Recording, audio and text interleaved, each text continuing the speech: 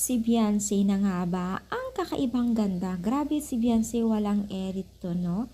Talagang sobrang ganda ni Beyonce. So, ito nga, no? Bago natin pagpatuloy ng ating pag-support today's video, kung bago ka pa lang sa aking channel, please subscribe po, like, and pakit na rin po natin guys ang notification bell upang ma-update po tayo tuwing ako pinag-upload patungkol sa Team Kalingap.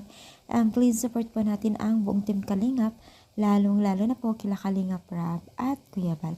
So for today's video nga po, ang ating pag-usapan ay muli itong si Beyonce na napakaganda at kita po natin ang kanyang pagiging isang maladyosa. Yes, so tignan nyo naman ang kagandahan ni Beyonce, parang artista siya dito.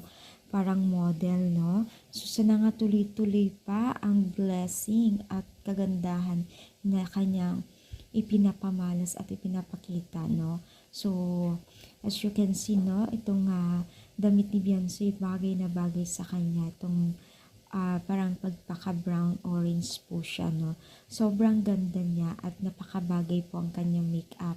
Napaka-simple pero parang napaka-unique yung kanyang aura dito, no.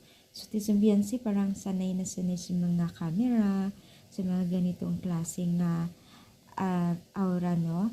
Sabagay si Beyonce guys, sumasali po sa mga pageant rin, news, diba? So talagang malaki ang kanyang chance na matatamo, no? Sana nga maging tuloy-tuloy yung magiging blessing ni Beyonce. Talagang pinagpala talaga ngayon si Beyonce, no?